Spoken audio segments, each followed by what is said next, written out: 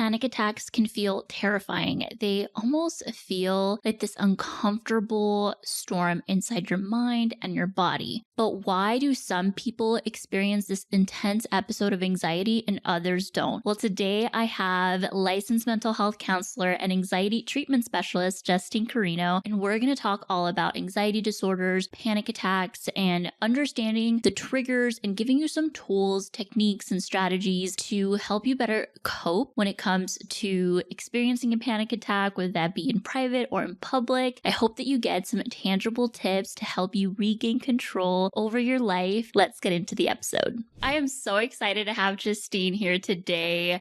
We're going to talk all things panic attacks, anxiety disorders. This was actually a highly requested video because so many people I feel struggle with this. It's really hard. I think a lot of people are so afraid of even having a panic attack in public. It's like one of the things that I always get on my comment section. Like, what do I do if I have a panic attack in public or at work? I feel like there's a lot of shame associated to having these types of episodes. So I'm excited that you're here. But very quickly, I just want you to share a little bit about your background and experience in treating anxiety disorders and panic attacks. Monica, thank you so much for having me. I absolutely adore your work, love your podcast. So this is truly an honor. So yeah, my name is Justine Carino. I'm a licensed mental health counselor and I have a private practice in New York. And I just got licensed to treat people in Connecticut too. So I'm really excited about that. Yay. But yeah, I call myself an anxiety treatment specialist because I've really niched down my trainings to treat generalized anxiety disorder, obsessive compulsive disorder, social anxiety, you name it. I have some personal interest because I like to view myself as kind of a more anxious person, very perfectionistic. So we tend to attract what we are, right? So I also do some family therapy work. And I've also noticed that some people's anxiety or their struggles with anxiety is a result of a role they played in their family system, or how the dynamics between their family members contribute to how they manage their anxiety right now. So those things can kind of overlap. So that's what I do. And I also host a podcast called Thoughts from the Couch. That's awesome. And I think that's why I gravitated to you a lot. So fun fact, I've known Justine, I think, honestly, I don't know if it was 2019 or 2020, but I was just a little therapist intern when I met Justine, and she had her practice and she wanted to start a podcast, and I was helping her edit her podcast. And I think we related a lot because I think we were both in the same, like, very much perfectionist. Like, I think we were both in the same page as far as like what you wanted, expectations. It does take a specific type of person to like really understand when you have high functioning anxiety and perfectionism and how you like things to be done. Absolutely. And you're just so efficient and organized, and like you helped me so much launch my podcast. I'm so thankful for that. And some of the systems you put in place, I still use till this day.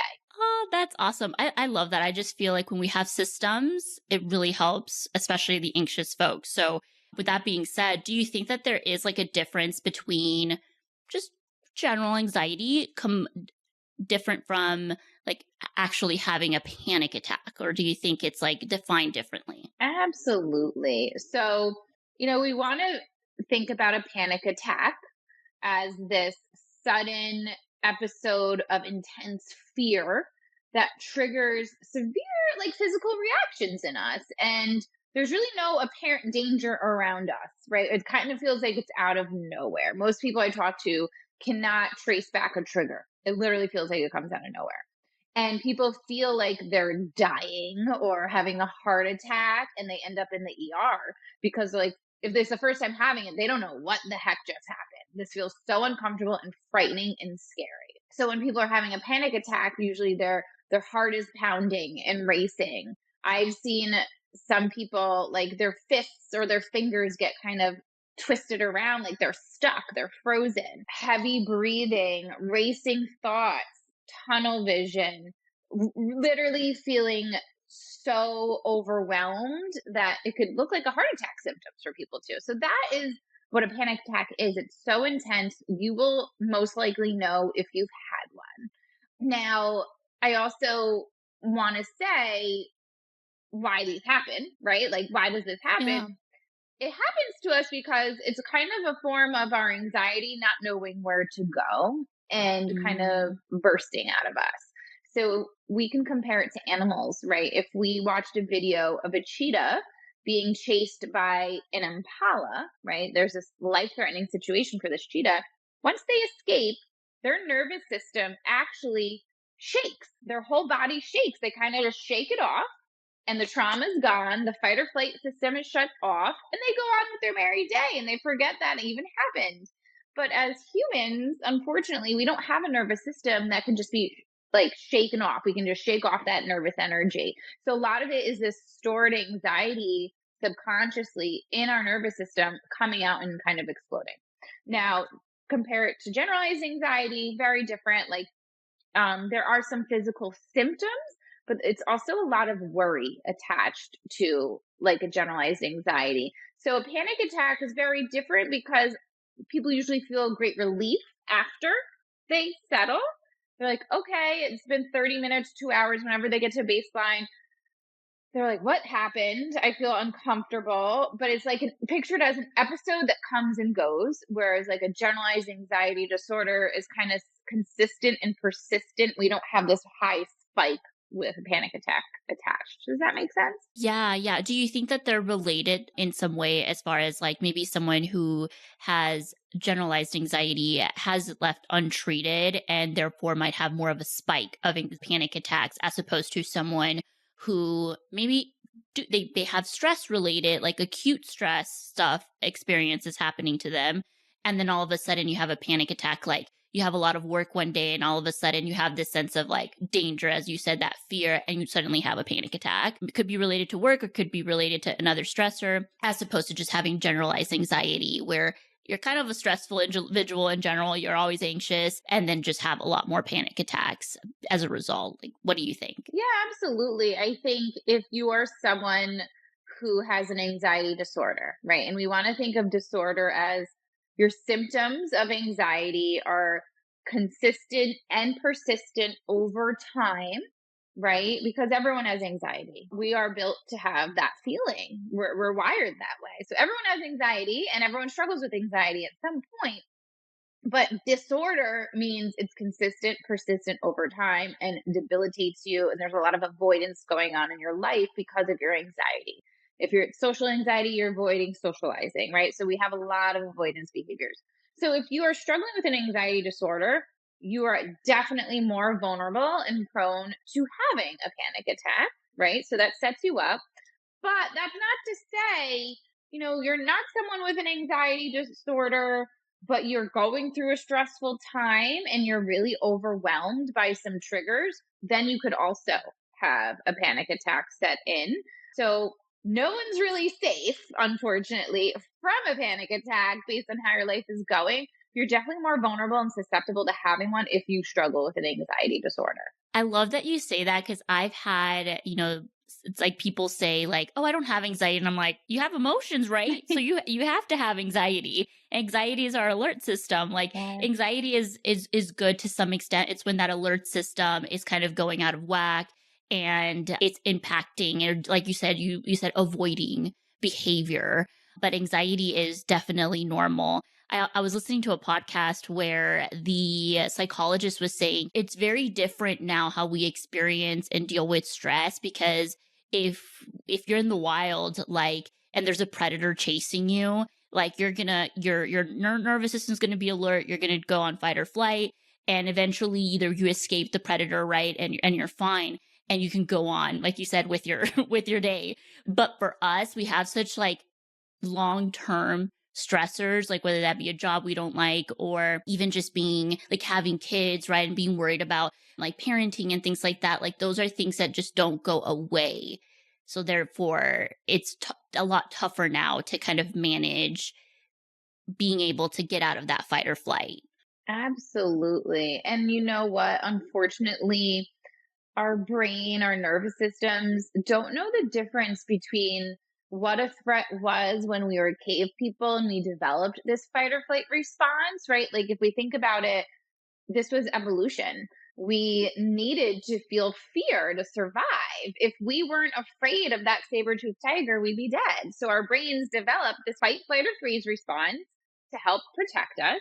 But in 2024, everyday stressors, and we have a lot of them now, are like facing a saber-toothed tiger. Our subconscious, our nervous system doesn't know the difference if a performance review at your job and a saber-toothed tiger are different. They're all the same. So our nervous system really needs like an update, like the iPhone. When we get these notifications for an update, we need to update our nervous system, but we just haven't evolved that way. I know. God, right. Like, so now we have to use tools and skills, right, to cultivate, to be able to better manage these day to day, or actually tackle the stressors sometimes, like by going to therapy. Do you think that there's any maybe early signs though that we, especially someone who like, man, I keep getting freaking panic attacks. I don't know like how to honestly get a handle at them. Are there early warning signs that people might genuinely overlook when it comes to potentially having a panic attack? It's a great question. And this is what I think is upsetting news for a lot of people listening. There's two there's two pathways to anxiety, right? One is through our cortex. That cortex is receiving a lot of information, right? And that cortex is receiving input from all of our five senses, right? And so sight, sound, smell, taste, touch. And so our cortex gets that information and then starts to think about it, right? So picture walking into a building and you smell smoke. Your cortex starts helping you think about that smell. Oh, smells like smoke in here. Maybe this building is on fire. Let me look around. Let me have my senses intake other things. Oh, I see smoke now. I'm getting out of here. So we think about something that might feel scary to us, right?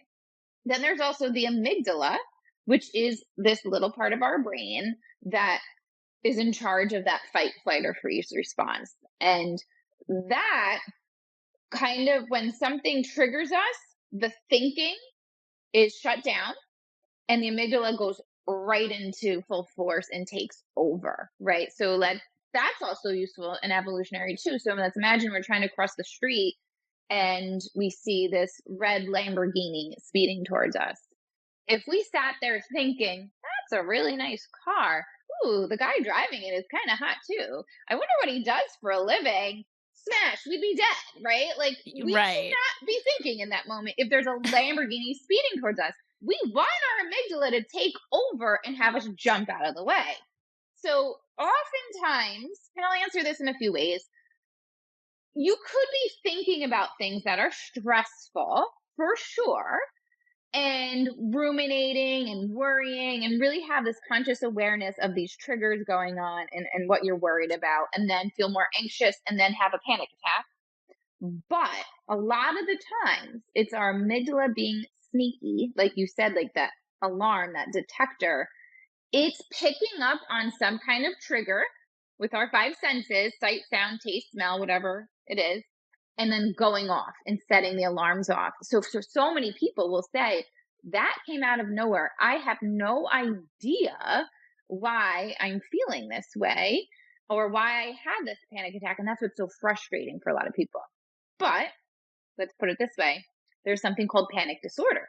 Make it more complicated. That is when a person has frequent panic attacks over and over again. And now they start to associate their environment with the feeling of panic, and they start to avoid going to those places, so they avoid the panic attack. So I wish there were like little clues, and there might be, right? You might start having heavy breathing, you might feel your heart pounding, you feel this feeling of fear and overwhelm, and that might be your beginning clues. Uh-oh, panic attack's coming on. And a lot of my clients can start to track this, and they can tell me, I stopped my panic attack, I felt these symptoms. So you have to get really in touch with your body because it's so physical. But unfortunately, it can feel like it came out of nowhere. But once you start tracking, you will get to know your personal symptoms of a panic attack setting in. Yeah. Have you seen that by people tracking just their body sensations? Do you think that sometimes that they could get hyperfixated with the body sensations? Sometimes I've seen that clients will get hyperfixated with body sensations when it comes to just like feeling all like, oh, like they're feeling like every time they're going to have a panic attack, right? And so even just giving them that idea of like, okay, track how you're feeling, track. Are there other things that maybe they could do to not feel so focused on the body sensations? What would you be able to focus on what their body is feeling without hyperfixating on that, on every single thing when it comes to like sensing your body, if that makes sense? Yeah, I mean, a lot of it is practicing mindfulness, right? Being as present as you can about what you're thinking and feeling, right? And trying to be really in the moment of these are thoughts I'm having, this is how my body is feeling, combining the two and just trying to be really an observer of what you're feeling and thinking without attaching an outcome to it, right? So observing like, okay, my heart's pounding right now and I have shallow breathing. What can I do to try and take care of myself before I jump to the conclusion that I am having a panic attack? And then there's so many tricks we can do while we are actually having the panic attack to try and get ourselves out of it. But we do want to just practice being mindful and present and like, okay, what am I thinking? What am I feeling? I'm not going to attach to that. I'm just going to observe these feelings in my body and these thoughts in my mind. Yeah, that makes sense. That makes perfect sense because, yeah, I think a lot of us, even though that it feels like it sounds easy, like let's just be more mindful, let's just focus on mindfulness, right? So many people struggle. I think even my clients with that have anxiety and like generalized anxiety, they struggle with the simplicity of the techniques and tools because they feel like it's simple. And I'm like, yeah, it is that simple. We think of things that like, oh, okay, in order to have such a big impact, it has to have like a lot of work behind it. Like you have to do a lot of work to manage your anxiety when it really isn't. Like having tools like creating spaces for mindfulness, and mindfulness can be a lot of different things. Could you list some things that people could use that are like mindfulness techniques? Absolutely. And I'll frame it in the context of someone like about to have a panic attack or is in the panic attack already. There's a toolbox that I love to teach my clients. So the most simple that everyone hates, that no one likes hearing, is deep breathing. And people look at me like, like, how does that actually work? It actually does. When we're triggered, when we are in fight, flight, or freeze, our nervous system sets off shallow breathing. And that was designed to help us actually run faster from our saber-toothed tiger that was chasing us. So our bodies evolved. So if we actually take control of slowing down our breath, and it's going to take a couple minutes to gain control over, you trick your mind into thinking you're relaxed. So then it has to switch gears and it shuts off the fight or flight response and turns on the other part of our nervous system, which is the rest and digest. And so you trick your brain by gaining control of the breathing. Box breathing is a great strategy. There's so many different breathing methods. I think the box breathing is the 4-4-4-4, which our Navy SEALs have actually coined. And they're trained in box breathing because they're doing some crazy shit out there for all of us. And they need to be calm and relaxed. So if it's working for them, it should work for us. So definitely deep breathing. So there is a handheld device that I came across. It's called Moonbird. And it's this little tiny device that kind of looks like a bird and its wings open and close. And you put it in your hand and that triggers your breathing in, inhale and exhale, and it connects to an app. And the app gives you feedback about whether to slow down your breath, pick up the pace. It's like a handheld breathing coach. Then I also like to recommend the five senses technique. And so that's when you could do this anywhere at any point in public if you're having a panic attack, at the airport, in class. No one's going to know you're doing this. But you sit down and you check in with your five senses and you go through each sense and you say, name one thing I can see, one thing I can touch, one thing I can taste, one thing I can smell. And you go through all of those senses. You keep going through them. And then you go like round two, name two things I see, two things I taste, two things I touch, smell. And by the end of that, you've now distracted yourself away from the physical symptoms of the panic attack and put yourself back into a present mode. So we have deep breathing, we have five senses. I also I call this the rainbow room.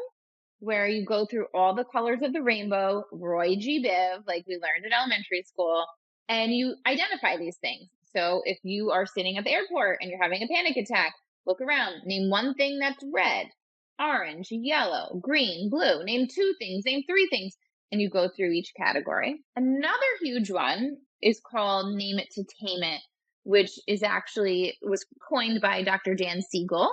And he's either a psychiatrist or a neuropsychologist, something. He's done this research where when we can name the emotion we're feeling, and very specifically, is it panic? Is it worry? Is it anxiety? Is it stress?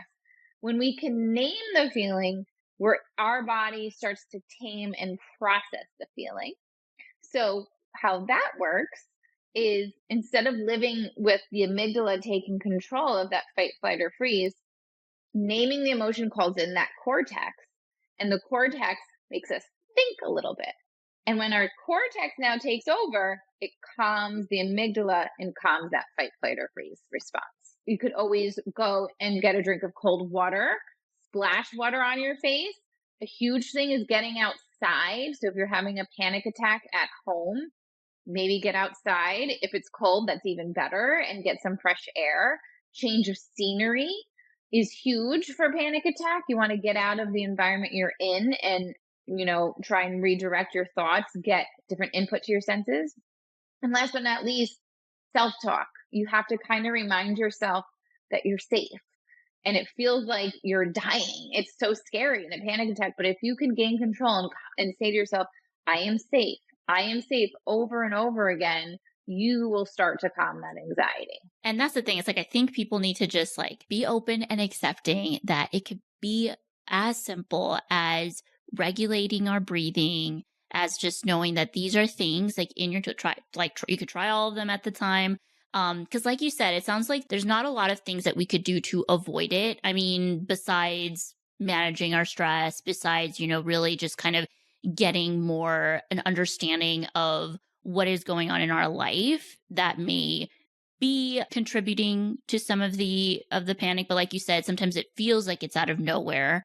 And so it doesn't feel like we can, it's not like, oh, okay, in 5 minutes I'm about to have a panic attack, right? It's more like, okay, you can sense certain things in your body, but it's not like you can pinpoint it to avoid the panic attack from happening. Like it's at that point, it's like it's happening.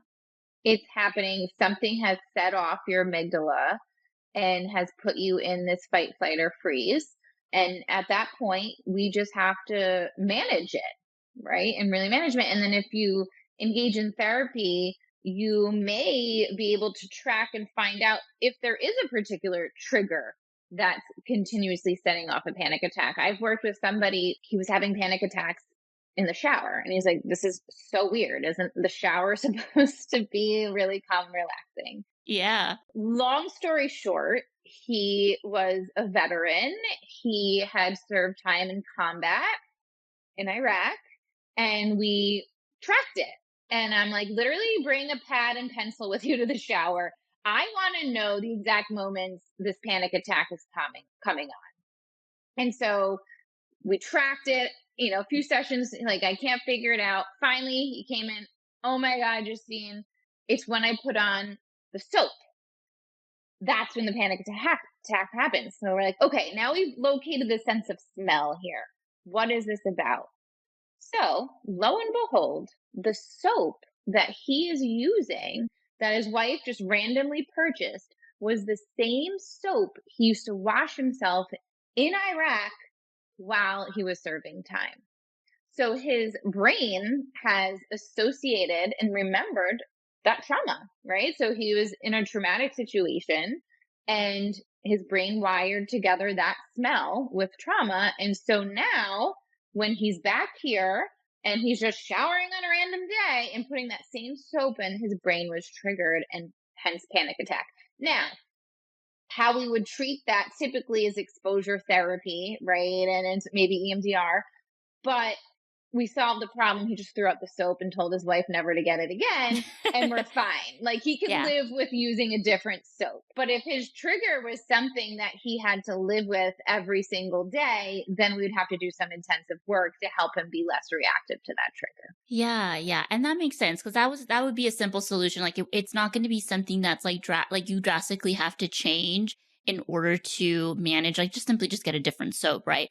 Could you give me an example of something where it's not as simple? Like it's not as simple to maybe like avoid the trigger. Is there any like examples that you have that you can think of that you see often that it's like, oh yeah, we really may need to refer to EMDR therapy or start exposure treatment? Yeah, definitely. And this is personal to anybody, but I'm just thinking, I worked with someone who had such a phobia of dogs and really wanted to like be able to be less reactive because dogs are part of our everyday life. We could avoid, like if we're walking down the street, we can go a different way. If there's a dog in our neighborhood, we tend to learn what times they're outside with their owner and we can avoid that.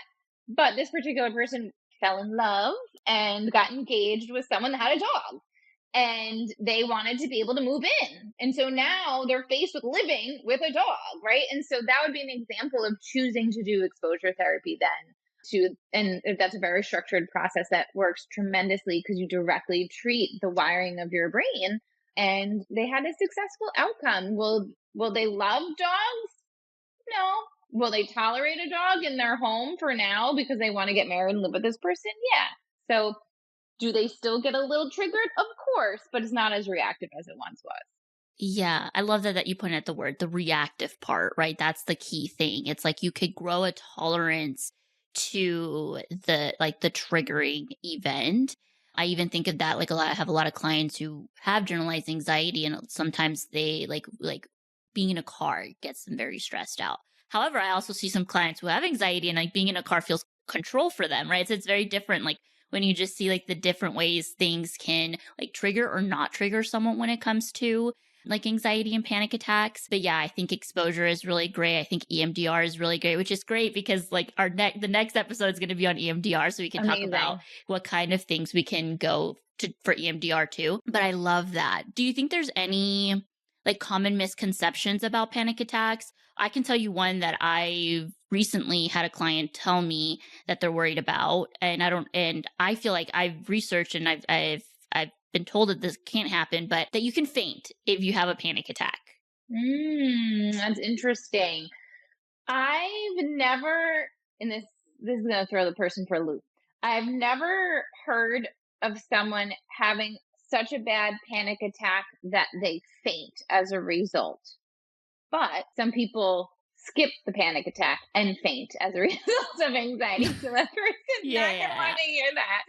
But so Yeah. fainting, again, fight, flight, or freeze. It's the ultimate freeze. Now, this is an extremely rare symptom. Like that, being an anxiety treatment specialist for over 12 years, I've met one person so far out of the hundreds of people I've met in over the many years that have fainted as a result of their anxiety. But panic attacks do not lead to harm.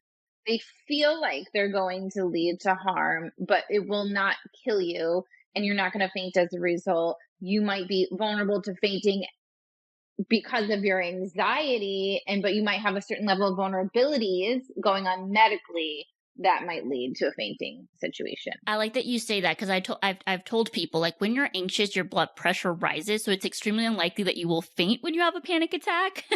Your blood pressure needs to, lower in order for you to faint. So it's unlikely. It's not that it doesn't happen, like because there are situations like you said where the anxiety just gets overwhelming or the person already has low blood pressure and it just so happens like that results into a fainting, but it doesn't necessarily as a result I panic and therefore I faint, or I'm anxious and therefore I faint. It could be something else going on, like in the body that is just contributing to that additional reaction, I guess.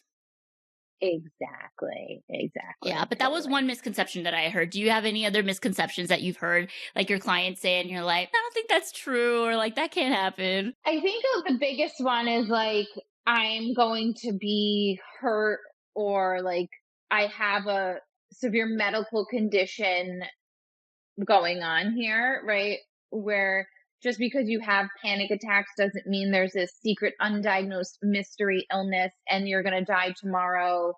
For clients that are really worried about that, I will send them to a cardiologist and I'll say, get your heart checked, right? Get your heart checked, get a physical, let's do the works so we can have this data to reassure you that physically you are okay, and if you have a panic attack, it's just the feeling of anxiety and we can learn how to manage that, because some people need that peace of mind. There's a lot of people that worry about their health, and so some people think a panic attack, oh, they can't believe that it's just anxiety. They're like, there has to be something else going on here. And I say, let's rule that out. See the doctors, let's get notes that you're cleared in your heart or in your lungs and this and that, and now we have evidence it's not medical, it's more of this anxiety reaction. So I hear that often. People can't believe it's just anxiety to cause them to feel that way. Yeah, I just told a client because they were like, yeah, like sometimes I could feel like I'm having a heart attack. My first one felt like a heart attack. I called the paramedics, went to a hospital to get an EKG. Everything was fine. It was hard to comprehend that it was just anxiety or just anxiety, contributing to that. And I was telling them like a good exercise that you could do is just say like, what if like you really want to focus on just like being able to like regulate your emotions and just like focus on health. I said, make a list of all the things that you're doing to protect your heart. Love Like that. all the things that you're doing. And then we'll then make another list of all the things that we're doing that maybe not be as protective of our heart. And this could be like, well, maybe we're like gravitating towards junk food a lot, or we're not getting any movement in, and then that way we could start building a healthy list of lifestyle changes that we could start gradually exposing you to. Because I do also think like they might panic because I'm like, oh my gosh, if I introduce a lot of like changes to them, it might be like overwhelming. Have you noticed that people who may have struggled with a panic disorder or anxiety disorder, change is very difficult? Like their neuroplasticity they don't have a lot of neuroplasticity.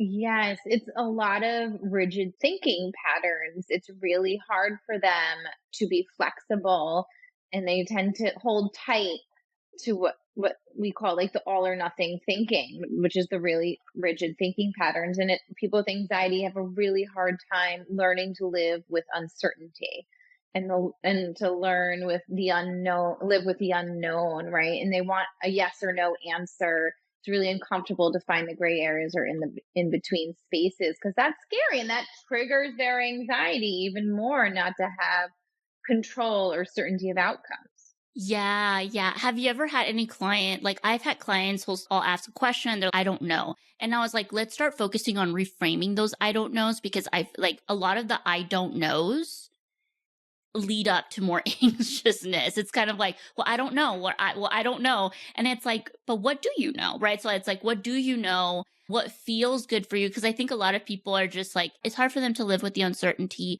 but it's also hard for them to validate that, like, maybe this is how things are. Maybe these are the things that you do know. And that's okay that that's just what you know. And there might be this area where there could be a little bit of uncertainty. What do you think? Absolutely. First of all, Monica, that's my biggest pet peeve is the I don't know. It drives me crazy. And I try to have the best therapist poker face when a client says I don't know. I am screaming inside. I'm like, you do know. We just have to find it, right? I think the I don't know sometimes is the avoidance. It is the Yeah. anxiety. If I sit here and really come up with an answer, I'm afraid of that answer, or I'm afraid of the feeling attached to that answer. So the I don't know is a form of answer avoidance, perhaps, that they don't want to really get in touch with what that answer is and what that answer means to them. So they'd rather not think about it. And that's a lot of people respond, I don't know. And then we slow them down and try and get them to know that itself is exposure therapy. We're exposing them to something they don't want to think about or talk about. Yeah, yeah. I love that. I never saw it as an avoidance behavior, but it is. It is definitely an avoidance behavior when we just don't feel, we don't want to reassure ourselves. And I also see a lot of clients, even when they are struggling with anxiety disorders or panic attacks, that they end up doing a lot of reassurance seeking. So meaning like I have to live with like someone has to be in the house because what if I have a panic attack or I'm too anxious, whether that is like, oh, if my partner isn't home, for the weekend, maybe they have a work trip. I'm worried that I'm going to just be too anxious or something bad's going to happen, right? It's like they have a very hard time with not leading with reassurance. Absolutely.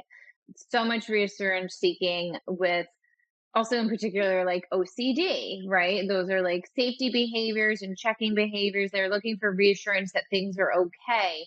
And sometimes in life we don't have access to get reassurance from someone else 24/7 when we need them to. And we have to really learn how to reassure ourselves.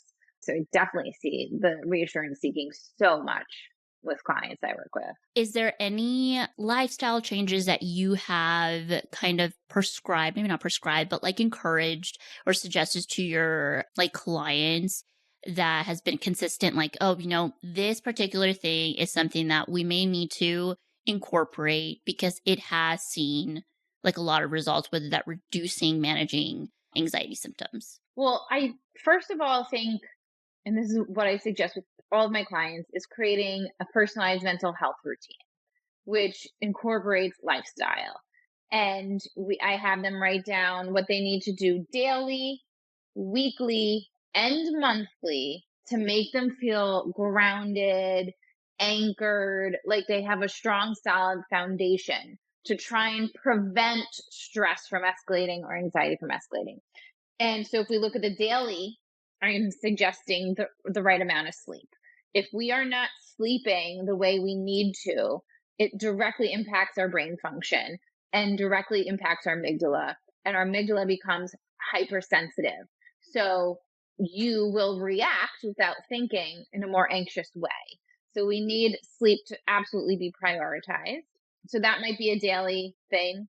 Caffeine, right? So I work with a lot of college students. I had one last week say, describing these symptoms of anxiety. And I was like trying to track what was going on. And lo and behold, it was during finals week. And it wasn't the stress of the finals.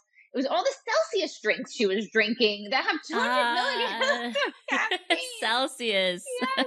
I'm like, okay, let's eliminate Celsius. You're down to 1 cup of coffee a day in the morning. Let's see how your anxiety is, and so much better. So, really think about caffeine intake, think about sleep, think about exercise. You need to exercise to try and help manage not only your body, your mind, and your soul. You are, then releasing chemicals like serotonin that have calming effects for you. So exercise should be in someone's mental health routine. And if it's not in your daily category, weekly, 2 times a week, 3 times a week, 4 times a week. How can we get that in there? And then monthly, it might be your once a month therapy session. Maybe therapy's under your weekly, right? So there's so many things we can really look at that we know directly impact anxiety, such as sleep, caffeine intake, drugs and alcohol, marijuana use, right? If you're smoking marijuana excessively, you're more prone to feeling anxious and having paranoid thoughts. If you are drinking excessively, you will have anxiety the next day where you are just so anxious during that hangover, because when alcohol leaves our body, we go through withdrawal symptoms, and those withdrawal symptoms trigger feelings of anxiety. So many people say, I'm so anxious on Sunday. Well, what did you do Saturday? Oh, you're binge drinking out at the club? You have anxiety. So maybe drink a little less. So what we're eating, there are foods people say are more calming, that more trigger anxiety. So those are just some starters of what lifestyle changes could be. Right. And trying to figure out what would be things, I feel also like things that you would find enjoyable to do to start incorporating in your lifestyle too. Cause like it doesn't have to be like, oh my gosh, my therapist wants me to do X, Y, and Z. If you don't like that, like, can we think of something that might be around that suggestion and what would work best for your lifestyle? And like exercise doesn't have to be like this hit cardio workout class at Orange Theory. Like it could be as simple as a walk outside. That's one of the reasons why I got a walking pad, because I was like, I do not want to walk outside. Like in this Texas heat, I am just going to have my walking pad because that's something that I can control. Like, especially with like lifestyle changes, like it comes back to like those are things we can control. while there's other things like external circumstances, external stimulus that we don't have a lot of control over. The fact that we could just tackle this area first, which is what we control, it'll make such a big difference in the way our symptoms are going to be managed. Absolutely. And one last thing I'm thinking of lifestyle changing. If you are that type A perfectionistic, people pleasing person, your schedule is probably overpacked too, and you have no room to breathe. And maybe the lifestyle change is saying no more often and clearing your schedule, or knowing every Sunday you're not booking anything because you know if when you overbook, you can't breathe. So maybe it's, doing less as part of the lifestyle change. Yeah, that was definitely something hard for me to start doing less. It doesn't feel normal to me because I was always on, and I had talked to my therapist. It's like I was so used to stress being burnout, like just regular stress being burnout was my like margin, and that no, that's not stress, like that's burnout, Monica. Yes. And so yeah, I'm definitely much more mindful now about my calendar, and I try to keep the things that are negotiable. I feel like more flexible even when it comes to movement, like not bullying myself to have to do like a 1 hour workout session. Like, why? Who gave you that hour? No one said that you should be doing this. I see that too. I tell a lot of clients, like, stop shitting all over yourself, because the shoulds, you made them up, you read them somewhere, so somebody told you. But like, do they know and have insights into your life to make it, to have a full picture of what you do need in order to successfully manage your anxiety? Totally agree with that.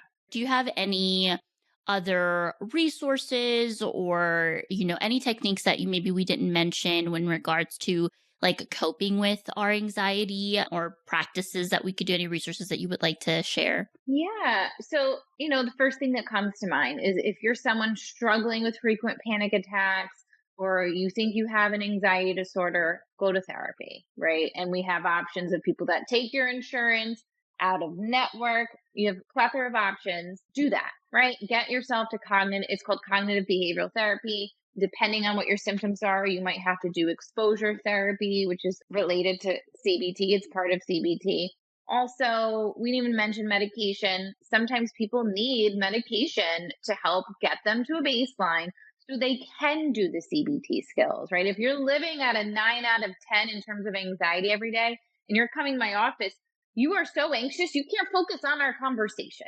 You are so triggered. You may need to consult with a psychiatrist to get your anxiety to a baseline. And there's a variety of things. There's SSRIs that you take daily and takes a few weeks to kick in. There are things like beta blockers that just treat the physical symptoms as needed, right? Then there's other medications like a Klonopin or Xanax that maybe you just take that one time on the flight to get where you need to go. We're never excessively using a Klonopin or Xanax. So there's so many different things we can do to help you relax. And those tools might be helpful to treat a panic attack as they're happening. So that, first is let's check in on therapy. Let's check in if you need a medication to support you. Some people do, some people don't. After that, it's the mental health routine that we're talking about and the lifestyle changes. I always recommend to my clients that they read the book Rewire Your Anxious Brain, which is a great book, and it teaches you about the science behind panic and anxiety, what you can do to start helping yourself. Meditation, the Calm app is wonderful. I think it's like a yearly membership fee, but they have great guided meditations for anxiety and panic on there. Exercise, get yourself a gym membership, get yourself a walking pad, right? These are all lifestyle things we could do too. But I think that's a great place for people to start. Yeah, I love those. I love all those suggestions. I'm going to check out the book as well, because I always just love reading new books that I could recommend to my clients. And even when it comes to therapy, like I have a whole video of like how to find the right therapist. And sometimes it is going to take a couple of tries, and sometimes if your therapist really does know that it's out of their scope, and they might, recommend you to do EMDR, or maybe they also do EMDR themselves, that could be another helpful option. And I think too, one of the things that you mentioned about the medication is like, yeah, like I had started noticing a client who we were having like a lot of trouble. It didn't feel like we were getting into a good rhythm. I saw a lot of help rejecting behavior, meaning like I would suggest something, they'd be like, no, that can't be it. That can't be the thing that will work for me, right? So even just noticing and being aware about if you find yourself saying, oh, I won't do that, I can't do that, like that's you avoiding trying to implement these coping strategies. And it could be as simple as like your avoidance tendencies are the thing that are holding you back from just trying these techniques out. If they don't work, they don't work, and that's okay. And you come back to your therapist and say, that didn't work. I might need a different technique or a different suggestion in order to incorporate in my day to day, right? Because I think we're just always so worried. Like sometimes your therapist isn't always right, and it's okay. Like I said, with this particular client who exhibited a lot of help rejecting behavior, it came to the point where we're like, I really think that medication, it could be super helpful for you. Let's talk about medication, why you're resistant to it. Let's talk about misconceptions, and let's try to see the first step is exposing you to just calling a psychiatrist to ask questions. It may not be you getting medication at all. It might just be you just having a conversation. And then this person ended up getting on medication because now they got all the information, the right information, instead of just going on Google, seeing all the scary things about some of these medications, because there are some scary things, but really just going to someone to have tailored information for her. And also then ended up just being on medication for like 3 months, and then was able to come to therapy, restart therapy, and had a much better result and outcomes for reaching her treatment goals than when she didn't start medication. So sometimes it's like therapy might not be the option. You might not be ready for therapy until you start medication, because maybe your baseline is, I'm to the point where I'm avoiding too many things and I may need some balancing in my body and system. Absolutely. And it sounds like their anxiety was interfering with the treatment. Like, no, resistant to everything. That's maybe they were too anxious to believe something like that could work or to try the thing. So sounds like you did great work with them. Yeah, yeah. So if any of this resonated with anyone, I would love for you guys to connect with Justine. Justine, how can people connect with you? What are all the things, offerings that you may have? If someone wants to just get to know you a little bit more or just get more of your wisdom and knowledge. Yeah, thank you so much for having me. So, I provide individual, couples, and family therapy in the state of New York and Connecticut. But I also offer anxiety coaching packages for people outside of those states, because I started getting people saying, like, hey, I love your podcast. I want to work with you, but I can't. And so I have very specific coaching curriculum for people struggling with anxiety that I offer. But you could also find me on Instagram. I'm Thoughts from the Couch. My podcast is called Thoughts from the Couch. My website is carinocounseling.com. You can see all my services there. And I just started a YouTube channel. I have 43 subscribers as we speak.